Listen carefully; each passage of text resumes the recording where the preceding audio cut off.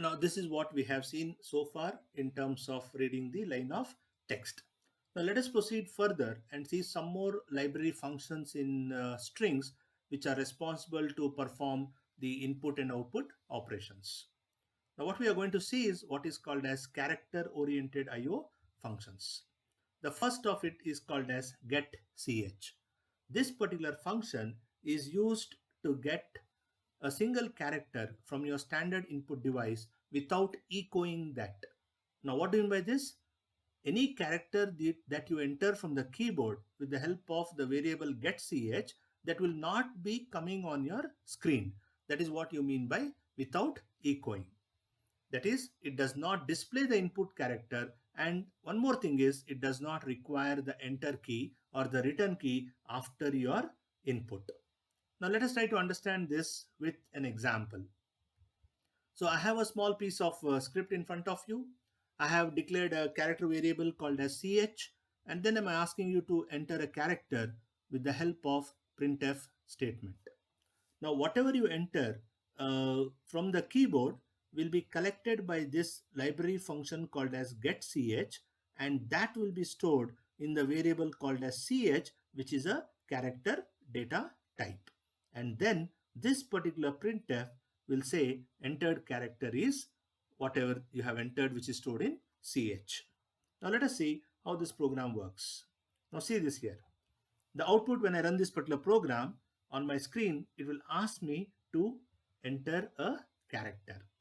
Now, actually, I have entered A, that is capital A, right? And since getch does not reflect the character that you have entered back to the screen, you cannot see any character after the first line in the output, right? And hence, the second line will say entered character is A. Now, this is how this unformatted input function in C getch works. Now, you may be interested to ensure that you want to display this particular input character also on the screen, right? For that, C has got another library function which is called as getchar. Now, what this particular function does, it does the same job as that of getch, but the only difference is in case of getchar, whatever the character you input, right, that will be displayed on the screen, and it also requires a enter key or the return key. And hence, what you have in front of screen is this particular function is used to read a single character from standard input device with echoing. That means it displays the input character and requires the enter key after the input. Let us try to understand this with an example. So I have a script in front of you which says the same thing as that of the previous program, but instead of getch, I have replaced it with getchar. That is the only difference between this program and the previous program. This particular getchar comes in place of getch. Now let us see a small change in the output. See here. In the previous case, in this particular line of output, even though I entered capital A from the keyboard, it was not reflecting on the screen. That is because I was using getch in the previous program. But in this program, right, this particular capital A will be echoed on the screen because of the fact that I am using getchar. Got it? This is the fundamental difference between these two unformatted input operation, that is getch as well as getchar. Now, these two library functions plays a role as far as input is concerned. But apart from this, C supports two more library functions which are responsible for output. Similarly, the way you have getch and getchar, you have putch and putchar, which are the functions which are used to output a single character on the standard output device. I don't think I need to give you more explanation. Let us try to understand this with the example straight away. I'm not going to take a different example. Let me continue with the same example with a slight modification, right? And the only modification in this example is I am trying to print the value of the character, right, what you have entered, with the help of library function called as putchar, wherein in the previous case I used printf, right? So I have entered a character, ch is equal to get char, and then whatever the character you enter with the help of the variable get char, right, that I am trying to print on your standard output device with the help of putchar. So a simple run to this program works like this, right? Now see, the difference is, in the previous case my output was on the same line, entered character is A, but here I have this entered character is, right, followed by colon in one line, and the output capital A is on another line. This is because I'm using putchar bracket open ch bracket close after the printf statement. So the control of the operating system will come to the next line, and that is what is a change in the program. Okay, now let us proceed further, and with this knowledge under my belt, let me make an attempt to write a program in C. And the program is to count the total number of alphabets, digits, and special characters in a string. Let me go to Microsoft Word, because that is where I feel we can do much more justice in understanding the program, right? Now this is the program, right? Now the program says that to count the total number of alphabets, digits, and special characters, right? So I have hash include st.h. I'll also make use of the header file called as strings.h. That's what I was talking to you earlier. Okay, and this is what. So I have declared a variable str of 100 dimensions. Str is a character array, and I'm making use of couple of variables, alphabets, digits, others, because the program is to count the total number of alphabets, digits, and special characters in a string. So enter the string, I'm inputting it, and whatever I'm inputting from the keyboard is stored in a variable called as str. Okay, now you know that str is a character array whose index will start from 0. So the first character that I enter, or the string that I enter, the first character of that particular string will be stored in str of 0. Please understand, correct? The string that I enter will be stored in str of 0.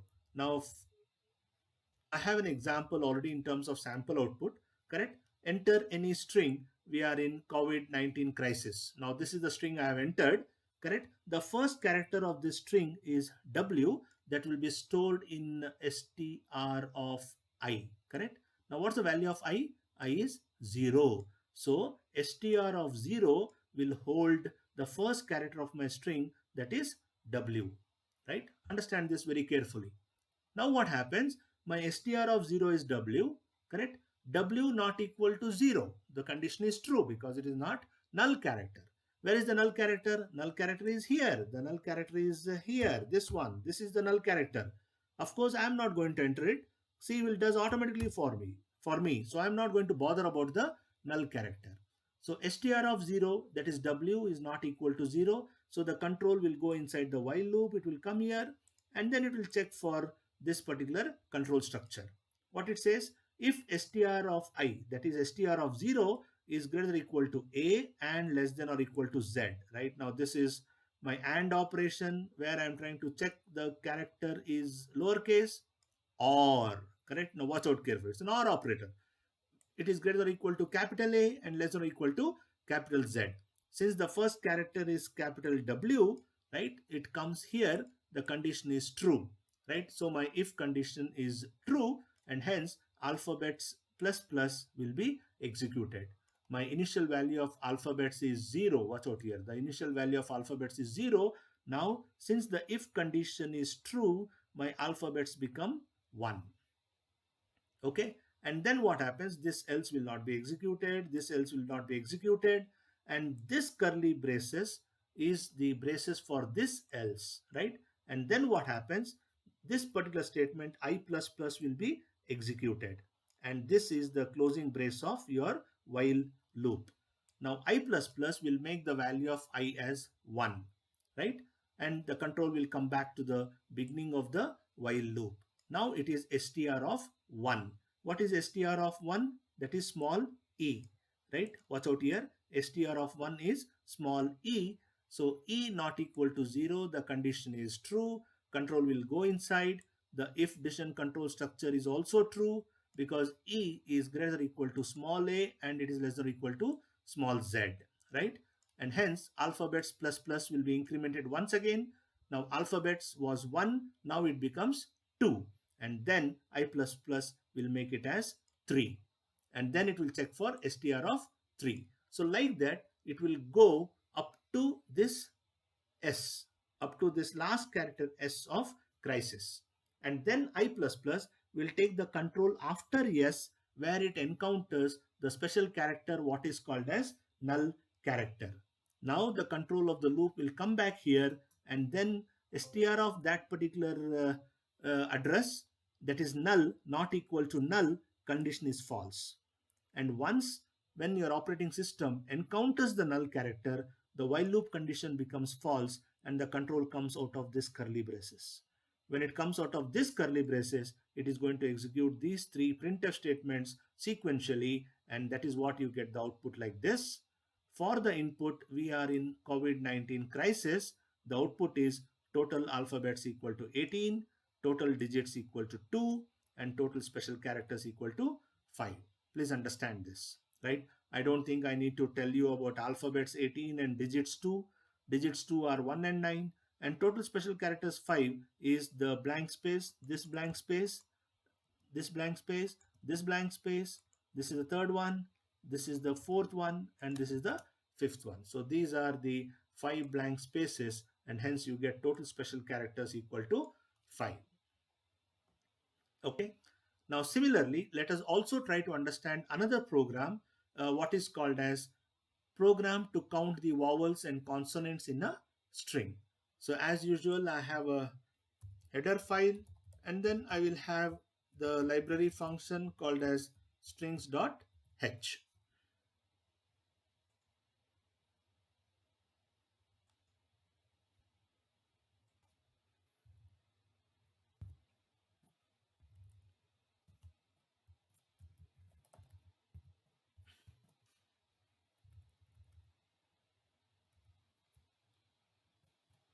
Okay, and then I have same character array str. I have a couple of variables declared, one for I, one for vowels, and one for consonants. So I'm getting the variable character array str with the help of getters, and I'm going to use the same concept, str of I not equal to 0. I don't think I need to tell you, but you all know that there are 5 vowels in English alphabet set or English character set. They are A, E, I, O, U. So any character I enter, irrespective of lowercase or uppercase, and if it happens to be either one of these 5, then I say that I have entered a vowel. So I am using the relational operator along with logical operator in this entire if statement. Correct? It looks a little bit bigger because I am making use of the 10 vowels. Actually, I am making use of 5 vowels, but I'm also making use of its equivalent uppercase. So small a, e, I, o, u, you find it in this, and in this particular line you find capital A, E, I, O, U. So if this condition is satisfied, it will increment vowels, which is actually 0. It becomes 1. If you enter any other character apart from this A, E, I, O, U, the control will come to the else part and it will increment this variable called as consonants, which is also initialized to 0, right? Now either the if statement will be executed or the else statement will be executed. When either of them is executed, the control will come to I plus plus and it will increment the value of I to 1, and the control will go to the next character in your string, and that will be compared with the null character. Okay, so this particular process right from while to this curly braces will keep on happening till it encounters the null character. And the moment it encounters the null character not equal to null becomes false, and the control comes out of the for loop, out of the while loop, and then it will print this particular statement. And it says printf number of vowels in the string is so much, and number of consonants in the string is also so much, right? So this is a brief program which will count the number of vowels and consonants in the string.